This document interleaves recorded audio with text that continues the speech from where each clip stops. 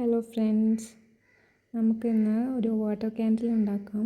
Water ക്യാൻഡിലിൻ്റെ ട്രെൻഡൊക്കെ ഏകദേശം അവസാനിച്ചിട്ടുണ്ട്. പക്ഷേ നമ്മളിപ്പോഴാണ് ഉണ്ടാക്കാൻ തുടങ്ങുന്നത്.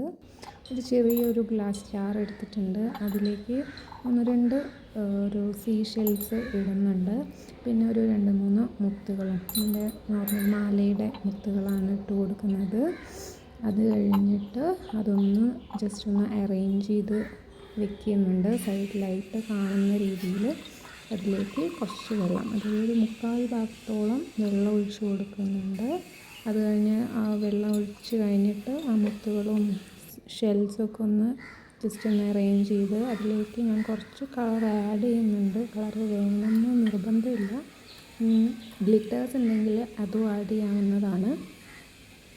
കളർ ആഡ് ചെയ്താൽ നമ്മൾ അതിലിട്ടിരിക്കുന്ന ഷെൽസൊക്കെ ഒന്ന് എടുത്ത് കാണിക്കാൻ കുറച്ച് ബുദ്ധിമുട്ടായിട്ട് എനിക്ക് തോന്നിയിട്ടുണ്ട്.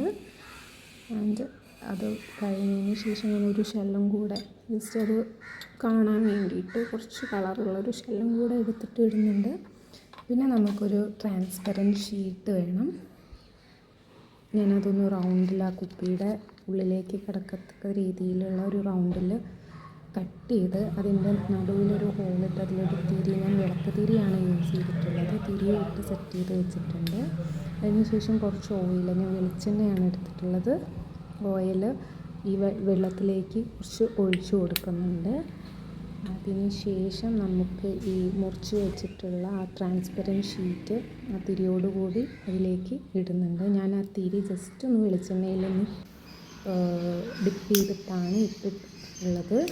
അതിനുശേഷം നമ്മൾ കത്തിക്കുമ്പോൾ ഇത് റെഡി ആവുമെന്ന് നല്ല സംശയം ഉണ്ടായിരുന്നു. കാരണം നമ്മൾ വെള്ളമാണ് ആദ്യം ഒഴിച്ച് കൊടുത്തിട്ടുള്ളത്. പക്ഷേ ഇത് നല്ല രീതിക്ക് കത്തി.